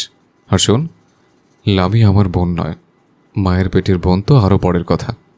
ওকে আমার বাবা মা ছোটোবেলায় দত্তক নিয়ে ফেলেছে, তো ওর সাথে আমার সব যায় আছে, আমরা হালালভাবে যা করার করি। তোর মতো যখন তখন জায়গা থেকে রুম ডেটের জন্য ডাকি না। লিমা হতভম্ব, কি শুনল? এই মেয়েটা নিহাতের আপন বোন নয়? বিস্মিত হয় সে। পরক্ষণেই অনাথ চালচিলহীন এই মেয়েটার জন্য নিহাত তাকে থাপ্পড় দিল। কথাটা মাথায় আসতেই দ্বিগুণ রাগ চাপে মাথায়। তেড়ে এসে বলে, আমার গায়ে হাত তুলে একটি বাড়ি ভালো কাজ করনি তুমি নিহাত। আমি এর প্রতিশোধ নেবই। ওকে দত্তক নিক, কিন্তু তোমার বাবা মার সন্তানের পরিচয় বড় করেছে, তাই সেই হিসেবে তোমার বোনই হবে লামিয়া। আমি বাইরের সবাইকে জানিয়ে দেব তোমাদের সব কুকীর্তির কথা। তারপর বুঝবে লিমার গায়ে হাত তোলার ফল কী হতে পারে। লামিয়া আতকে ওঠে। তুষি চৌহানও ভয় পায় লিমার কথা শুনে। ওরা লিমাকে চুপ করাতে চাইছে, কিন্তু নিহাতের হুমকি 2 পয়সার পাত্তাও দিল না। সে ব্যঙ্গাত্মক গলায় বলল, রিয়েলি? সবাইকে বলে দিবে? তোর গায়ে হাত তোলার অপরাধে সবাইকে বলে দিবে? দে তাহলে, আমার কোনো বাধা নেই। আমাদের কাজটা বরং তুই সহজ করে দে। তবে মনে রাখবি, তুই গোপনে কার কার সাথে শুয়েছিস সেই খবর থেকে থাকলে কীভাবে শুয়েছিস সেই ভিডিও থাকাও অসম্ভব নয়। কিন্তু শুধু এই ছোট্ট কথাটা মাথায় রাখিস। তারপর যা করার কর, আমার কোনো বাধা নেই। বেশ আয়েশ করেই বলে সে। আরেক দফা ধাক্কা খেল লিমা। বুঝল তার হাতে কিছুই নেই, কারণ রুম ডেটের ভিডিও কোনোভাবেই নিহাতের হাতে চলে গেছে। তার গা থেকে ঘাম ছুটতে লাগলো। নিহাত, এসব কি বলছো? তোমার কাছে আমার ভিডিও আছে, ও সব ডিলিট করে দাও প্লিজ। আমি কাউকে কিচ্ছু বলবো না। যা হয়েছে সব এখানেই শেষ। তোমার পিছু আর কোনোদিন ঘুরঘুর করব না। প্লিজ ভিডিও ডিলিট করে দাও। নিহাত বাঁকা হাসে। এই তো বাকি লাইনে। যা, এবার এখান থেকে যা। পেতের মতো থোবরাটা আমায় আর কোনোদিন দেখাবে না। আমিও তোর ভিডিও কাউকে দেখাবো না। লিমা চলে যায়, আর কোনো তর্কে জড়িয়ে নিজের বিপদ টাকার বোকামি করেনি। সে চলে গেলে সবাই স্বস্তির নিঃশ্বাস ফেলে। লামিয়াকে বুঝিয়ে সুঝিয়ে আজকের মতো শান্ত করল নিহাত। পরদিন রাতে, আমাকে একটা চুমু খালামো প্লিজ। পারবো না। দে না রে হানি, প্লিজ একটা। নিহাত এইভাবে অনেকক্ষণ ধরে লামিয়ার পিছনে পিছনে ঘুরছে রান্নাঘরে। লামিয়া নুডলস রান্না করছে দুজনের জন্য, আর নিহাত তার পেছনে পেছনে ঘুরছে। দিবি না তুই? আমি বাড়ি থেকে চলে যাব, কিন্তু তারপর তুই একা একা থাকিস বাড়িতে। লামিয়া ঠোঁট বাঁকিয়ে বলে, তো আমি ভয় পাই নাকি? যাও তুমি, আমি একাই থাকবো। লামিয়ার রান্না শেষ হলে সে নুডলস বাটিতে নিয়ে টেবিলে এসে বসে। সে নুডলস খেতে থাকে। পরে দেখে নিহাত খাচ্ছে না, বরং তার দিকে তাকিয়ে আছে এক দৃষ্টিতে। লামিয়া ভ্রু উঁচিয়ে কী জিজ্ঞাসা করল। নিহাত তার তেল তেলে ঠোঁটের দিকে গভীর নেশালো চোখে তাকিয়ে জবাব দেয়, খেতে ইচ্ছা করছে। লামিয়া হাত বাড়িয়ে 1 চামচ নুডলস তাকে খেতে দিল। নিহাত কি বুঝিয়েছে সে ধরতে পারেনি, তাই সে নিহাতকে নিজের হাতে খাওয়ায়। নিহাত সারাক্ষণ ওর দিকে দৃষ্টি রেখেই খেলো। খাওয়ার শেষে পানি খায় নিহাত। উঠে লামিয়াকে বলে, চল একটা গেম খেলি, আজ বোরিং লাগছে। লামিয়া প্রশ্ন চোখে জানতে চাইল। কি গেম? নিহাত জবাব দেয়, ট্রুথ অর ডেয়ার গেম। চল খেলি। লামিয়াও সম্মতি জানায়। গেম খেলায় যায়। ড্রয়িং রুমের টি টেবিলের 2 পাশে দুইজনে বসে যায়। একটা কাচের বোতল নিয়ে এসেছে, ওটা মাঝে রেখে তারপর বোতল ঘোরায় নিহাত, কিন্তু তার দিকেই এসে পড়ে বোতলের মুখ। লামিয়া তা দেখে হাততালি দেয় খুশি হয়ে, বলে, ওকে, আমি একটু ভাবতে দাও তাহলে। সেকেন্ড কয়েক ভাবল, তারপরে নিহাতকে ডেয়ার দেয়। তোমার ডেয়ার হলো তুমি আজ আমার রুমে আসবে না, নিজের রুমেই ঘুমোবে। বলেই বাঁকা হাসি লামিয়া। বোঝালো মানে আজ সে নিহাতের কাছে ধরা দিচ্ছে না। নিহাত প্রথমে কপালে ভাঁজ ফেলে তাকায়, তারপরে নিজেও একইভাবে বাঁকা হাসে। মেনে নিল ডেয়ার। ওকে ডান, আজ তো রুমে আমি যাব না। আবার ঘোরালো বোতল, এবার যায় লামিয়ার দিকে, আর নিহাত দিল বিজয়ীর হাসি। সে আয়েশ করে বসে বলে, এবার তাহলে আমার কাছ থেকে তো ডেয়ার নেওয়ার পালা। কি রেডি তো? লামিয়া একটু ঘাবড়ায় নিহাতের হাসি দেখে। না জানি কি ডেয়ার দেয়, তবে সম্মতি জানাতেই হলো। নিহাত বলে, তেমন কঠিন কিছু না। পরশু যে নাইটিটা কিনে দিয়েছিলাম ওটা পরে আয়। লামিয়ার মাথায় বাজ পড়ে। ওই নাইটিটা পরতে হবে মানে? কিছু আছে নাকি ওই নাইটিটাতে? ওটা ঢেকে রাখার জন্য নয়, বরং উন্মুক্ত করার জন্য পড়ছে এমনটা দেখায়। ফিনফিনে পাতলা এক টুকরো কাপড় ছাড়া আর কি আছে? সে তৎক্ষণাৎ অসম্মতি জানায়। না, একদম না। ওটা পরলে আমার কি বিশ্রী দেখায়, আমি পারবো না পরতে। নিহাত বাঁকা হাসল। ডেয়ার মানে তো ডেয়ার, পালন করতে না পারলে সেটা খেলতে বসার আগে ভাবা উচিত ছিল। এখন পারলে পানিশমেন্ট নিতে হবে, আর সেটা হবে আরও ভয়ঙ্কর। লামিয়া পড়ল ফ্যাসাদে। সে কিছুক্ষণ গাইগুই করে উপরে চলে গেল শেষ পর্যন্ত। চাইলে দরজা লক করে ঘুমিয়ে পড়তে পারত, কিন্তু বাড়ির এক্সট্রা চাবি আছে নিহাদের কাছে। ওখানে সবগুলো রুমেরই চাবি আছে। তাই গিয়ে পরে নিল অশ্লীল দেখতে পোশাকটা। না, এটাকে পোশাক বললে পোশাকের অপমান হবে। সে পরে হাঁটুর দিকে অস্বস্তি ভরে নামিয়ে দিতে দিতে সিঁড়ি বেয়ে নিচে নামল। পুরো সময়টা তাকে চোখ দিয়ে গিলে গেল নিহাত। লামিয়ার শরীরের নারী অঙ্গগুলো আগের চেয়ে বড় হয়েছে আকারে।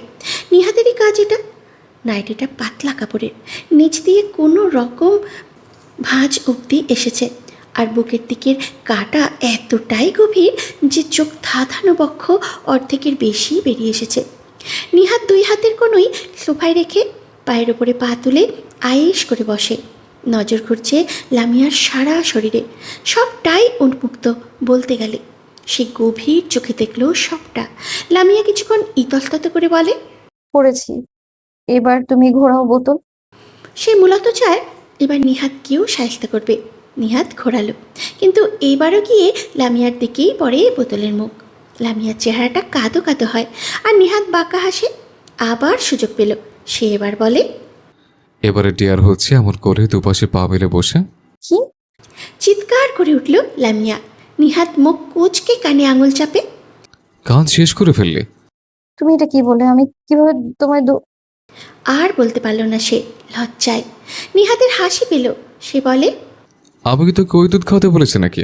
রান্নাঘরেও দুধ আছে, নিয়ে আয় যা। লামিয়া স্বস্তির নিঃশ্বাস ফেলল। কি না কি ভেবে ফেলেছিল সে। সে গিয়ে গ্লাস ভরে দুধ নিয়ে আসে, আর সোফায় আয়েশ করে বসে থাকা নিহাতের কোলে দুই পাশে পা দিয়ে বসে পড়ে। অমনি বুঝল এটাও অতটা সহজ হতে যাচ্ছে না। নিহাত এখানেও ওকে নাস্তানাবুদ করে ছাড়বে, কারণ তার গায়ে সে নামমাত্র পোশাক আছে। এটা পরে এইভাবে কোলে বসা ঘোর বিপজ্জনক। তাও বসতে হলো। দুই পাশে পা দিয়ে বসে ভারসাম্য রাখতে নিহাতের গলা জড়িয়ে ধরল। সাথে সাথে শিরশিরে অনুভূতিতে দুজনের শরীরে কারেন্ট বয়ে যায়। কেঁপে ওঠে দুজনেই, আর তা একে অপরের চোখ দেখেই বুঝতে পারল। নিহাত নেশালো চোখে তাকায়, আর লামিয়া চোখ নামিয়ে নেয়। এক হাতে দুধের গ্লাস নিয়ে তার মুখে ধরে। নিহাত তার চোখের দিকেই শিকারি মত্তব দৃষ্টি রেখে কয়েক ঢোক খায়। গেলার সময় অ্যাডামস অ্যাপেলের যে নড়চড়, তা দেখেই লামিয়ার শরীর শক্ত হয়ে ওঠে। শ্বাস প্রশ্বাস বেড়ে যায়। নিহাতের দৃষ্টি তার চোখ থেকে বেয়ে বেয়ে নিচে নামল। চোখের সামনে উন্মুক্ত বক্ষজোড়ার শ্বাস ওঠানামা পরখ করল সে। এদিকে তার দৃষ্টি দেখেই লামিয়ার শ্বাস প্রশ্বাস আরও বাড়ছে। শরীর কাঁপছে, বুক কাঁপছে, কম্পমান হাতটাও স্থির রাখতে পারছে না। একসময় হাত ঢিলে হয়ে দুধের গ্লাসটা কিঞ্চিত কাত হয়ে যায়, আর তার নিজের গায়ে এসে পড়ে। উন্মুক্ত বুকে পড়ে কাপড় ভিজে যায় কিঞ্চিত। বুকের ভাঁজ থেকে বেয়ে বেয়ে নিচে নামতে থাকে। তা দেখে নিহাত ঠোক গেলে। লামিয়ার চোখে নজর ফেলে। লামিয়াও হতভম্ব হয়ে আছে। নিহাত আর সময় নষ্ট না করে লামিয়ার কোমর ধরে আরও কাছে টেনে নেয়, আরও চেপে ধরে নিজের সাথে। হাতে লামিয়ার নরম জায়গায় চেপে ধরে। হঠাৎ একটা মাঝ বরাবর কামড়ে দেয়। আনিয়া ভাই, কি করলে? আজ আবার তোকে শেষ করবো আমার নিচে। তোর বেরোতে যেতে পারবো না, আমার রুমেই হবে যা হওয়ার। বলেই ওভাবে কোলে নিয়ে উপরে চলে যায় সিঁড়ি বেয়ে। রাত ভোর চলতে থাকে এক একা একটা ঘরের এক কোনায় রুমে তাদের তাণ্ডব লীলা। সকালে ঘুম ভাঙে কারো গুনগুনিয়ে কান্না করার শব্দে। তবে ঘুম ভাঙার ঠিক সেই মাঝামাঝি মুহূর্তে রুমটা যেন অন্যরকম লাগে। সব কিছু আজ একই আছে, তবু কেমন যেন একটু ধোঁয়াটে, গুমোট। জানলার পর্দা ভেদ করে হালকা আলো ঢুকছে। পুরো রুমটা আধো অন্ধকার, আধো আলোয় ভাসছে। বিছানার চাদরটা এখনও গরম। রাতের তাণ্ডবের প্রেমরস এক আলাদা ঘ্রাণ দিচ্ছে। বালিশে মুখ চাপা দিয়ে একটা আলস্য মিশে থাকা আরামের গন্ধ পায় নিহাত। চোখ পুরো খুলতে ইচ্ছে করে না। লামিয়াকে রেহাই দিয়ে ঘুমিয়েছে বেশিক্ষণ হয়নি। চোখের পাতা ভারী, মাথাটা কেমন ঝিমঝিম করছে। মনে হচ্ছে আর একটু শুয়ে থাকতে, এই নরম অলস অনুভূতিটা আরেকটু উপভোগ করতে। শরীরটা ধীরে ধীরে পাশ ফেরে, চাদরটা একটু টেনে নেয় সে, যেন এই আরামটা কোথাও পালিয়ে না যায়। এত আরামের মাঝে ফের এই গুনগুন কান্নার শব্দ কানে আসে নিহাদের। নীরবতার ভেতরেও হালকা কান্নার শব্দ, ফ্যান ঘোরার মৃদু আওয়াজ, কারো কথা বলার ক্ষীণ শব্দ, কিংবা বাইরে কোনো পাখির ডাক, সব কিছু মিলিয়ে একটা ঘুম ঘুম আধো জেগে থাকার পরিবেশ। এই সময়টাতে নিজের ভেতরটাও একটু আলাদা লাগে। চিন্তাগুলো পুরো জেগে ওঠেনি, সব কিছু এলোমেলো, হালকা ভাসা ভাসা, কোনো তাড়া নেই, কোনো চাপ নেই, শুধু একটা শান্ত অলস অনুভূতি। বুকে লেপ্টে আছে লামিয়ার নরম সরম শরীরটা। নিহাদের মনে হলো সময়টা একটু থেমে থাকুক, আর সে এই ঘুম ঘুম সকালের ভেতরেই আর একটু হারিয়ে যাক। কিন্তু কান্নার শব্দ কেন? মায়ের আওয়াজ এটা। তৎক্ষণাৎ তড়াক করে চোখ খুলল নিহাদ। এতক্ষণ এই শব্দ শুনেছে সে, কিন্তু মায়েরই তো শব্দ, এই ভেবে পাত্তা দেয়নি। কিন্তু মায়ের আওয়াজ! সে আর লামিয়া কাল রাতে কি করেছিল, এখন কি অবস্থায় আছে, কাছে আবার মায়ের আওয়াজ, সব মিলিয়ে হুঁশে আসতেই গা হিম হয়ে গেল নিহাদের। তড়াক করে খোলা চোখ দুটো সোজা ছাদের দিকে নিক্ষেপ হয়েছে। হুঁশ আসার পর কিছু একটা বিশ্রীভাবে গড়বড় হয়ে গেছে বোঝার পর আর সেই চোখ সরিয়ে আশেপাশে তাকানোর সাহস করতে পারল না। নিহাদের বুকে থাকা লামিয়ার গায়ে হাতের বাঁধন ক্রমাগত ঢিলে হয়ে আসে। নিহাদ বুঝল মেয়েটা এখনও গভীর ঘুমে, এখনও টের পায়নি যে জঘন্যভাবে একটা অঘটন ঘটে গেছে। নিহাদের শ্বাস আটকে আসছে, পরবর্তী পরিস্থিতি কেমন হতে পারে, বাবা মাকে কিভাবে ফেস করবে সেই আতঙ্কে। লামিয়া সালোয়ার কামিজ পরনে জবুথবু হয়ে সোফার বসে আছে সবার মাঝে। সবাই বলতে নিহাদ আর তাদের বাবা মা। মা সেই থেকে কেঁদে যাচ্ছে, আর বাবা পাথর বনে আছে, মুখে কোনো কথা নেই। নিহাদও সবার মাঝে বসে আছে। পরিবেশ থমথমে, এক ধরনের গুমোট আর ভারী কি ভাব। লামিয়া তো আতঙ্কে চোখ তুলে তাকাচ্ছেই না, নতমস্তকে বসে আছে সেই থেকে। মা কেঁদে কেঁদে ছেলে মেয়েকে দেওয়া নিজের শিক্ষার উপরে আফসোস করে যাচ্ছে শুধু। চোখের সামনে এদের চরিত্র এমন নর্দমায় পরিণত হয়েছে, আর তারা বাবা মা টেরও পায়নি। এই আফসোসে বুক ফেটে যাচ্ছে তার, লজ্জায় মাথা হেঁট হয়ে যাচ্ছে নিজের কাছেই। মিনিট পাঁচেক পর তুষি আর জোহান আসে, সাথে জোহানের সেই মামা যে নিজের দায়িত্বে নিহাদ আর লামিয়ার বিয়ে দিয়েছিল। এসেই থমথমে পরিস্থিতি দেখে বলে, ভাই সাহেব, আমি রাজু, জোনায়েতের মামা হই। আপনাদের ছেলে মেয়েদের ভুল বুঝবেন না দয়া করে, ওরা কোনো পাপ কাজে লিপ্ত হয়নি। আমি নিজে সাক্ষী থেকে ওদের বিয়ে দিয়েছি সেদিন নাকি। এরপর একে একে ঘটনার দিনের সব কথা খুলে বলে, কি হয়েছিল, কিভাবে অজান্তে একসাথে রাত কাটিয়ে ফেলে, আর তুষি দেখে নেওয়ার পর সিন ক্রিয়েট হয় এবং লজ্জা অপমানে লামিয়া সুইসাইড করতে চাইল। এরপর লামিয়াকে থামাতে নিহাদকে সব সত্য জানিয়ে দিতে হয়। এরপর তারপরও লামিয়ার পাগলামি না কমায় ওদের পরদিন গোপনে বিয়ে করিয়ে দেওয়া হয়, সবটা জানায়। এইসব জেনে লামিয়া আর নিহাদের বাবা মা স্তম্ভিত। তারাই তো লামিয়াকে সেদিন নিহাদের রুমে ঘুম পাড়িয়ে এসেছিল। নিহাদ বাড়ি ফিরবে না বলেছিল, তাই এই একটা ভুলেই কিনা এত বড় অঘটন ঘটে গেছে, আর তাদের মেয়েটা সেই লজ্জায় নিজেকে শেষ করতে চেয়েছে। এক মুহূর্তের জন্য বাকি সব কিছু ভুলে গিয়ে এই কথাটাই মাথায় ঢুকলো নিহাদের বাবা মায়ের। ব্যাস, মা আবার কাঁদতে শুরু করলো। সেদিন নিহাদের বাবা অফিস চলে গেলেও মা বাড়িতেই ছিল। রাত থেকে প্রেশার বেড়ে গিয়েছিল বলে রুমে ঘুমাচ্ছিল দরজা লাগিয়ে। মেয়ে যে এমন একটা কাণ্ড ঘটাতে যাচ্ছিল জেনে হতভম্ব, আতঙ্কিত হয়ে পড়ে। একটু আগে থাপ্পড় দিয়েছিল যেই গালে, সেই গালে আদরে হাত রেখে চুমু খায় অসভ্য। এমন কাজ কেন করতে গিয়েছিল, এই নিয়ে আহাচারি মায়ের। নিজেকে শেষ করে দিতে চাইলি? মায়ের কথা একবারও মনে পড়লো না তোর? আমি কিভাবে বাঁচতাম তোর কিছু হলে? হায় খোদা, আমার বাড়িতে এত কিছু হয়ে গেল, আমি কিছু টের পেলাম না। আমার মেয়েটা মরতে যাচ্ছিল আর আমি নিশ্চিন্তে ঘুমাচ্ছিলাম। আরও নানান কথায় বিলাপ করতে থাকে। শেষে লামিয়া নিজেই মাকে সান্ত্বনা দেয়, থামায়, আর কখনো এমন করবে না কথা দিয়ে মায়ের বুকে মুখ গোজে। বাবাও একইভাবে বাঘারা হয়ে আছে, এখনও মেনে নিতে পারছে না এই বিয়ে। কিন্তু নিহাতের মা নিজেই মানিয়ে নিল স্বামীকে। আড়ালে এত কিছু হয়ে গেছে, বিয়েও যখন হয়ে গেছে তখন আর এত দ্বিধা রাখার কোনো মানেই হয় না। হালাল সম্পর্কে জড়িয়ে গেছে ছেলে মেয়ে দুটো। শুধু সমাজ নিয়ে চিন্তা বাবা মায়ের। যদিও সবাই জানে যে লামিয়া পালিত মেয়ে, নিহাতের বাবা মায়ের নিজের সন্তান নয়, তবুও লামিয়াকে লোকজনের ওইসব কথা কানে আসতে দিত না, যাতে কষ্ট না পায়। এখন যখন পরিস্থিতি ভিন্ন, তাই সর্বমঙ্গলের জন্য যেটা দরকার সেটাই করতে হবে। রাজু মামার কথায় পরদিন এলাকার মসজিদের মাইকে ঘোষণা দিয়ে জানানো হয় যে চৌধুরী বাড়ির দত্তক নেওয়া পালিত মেয়ে লামিয়া চৌধুরীকে নিজেদের পুত্র নিহাত চৌধুরীর সাথে বিয়ে দিয়ে নিজেদেরই পুত্রবধূ করা হচ্ছে। সবাই যেন দোয়া দেয় তাদের জন্য, এবং 4 দিনের মাথায় আবার তাদের বিয়ে পড়ানো হয় সর্বসম্মুখে। নিজেরা এইভাবে জানিয়ে দেওয়ায় সেইভাবে কটু কথা স্বীকার করতে হয়নি কাউকে। এছাড়া মসজিদের ইমাম দিয়ে এই বিয়ের বৈধতা সম্পর্কে মাইকে আলোচনা করা হয়েছে, তাও কিছু কানাঘুষো ছিল। তবে ওইটুকু সব বিয়েতেই হয়, তাই পাত্তা দেওয়ার প্রয়োজন পড়ল না।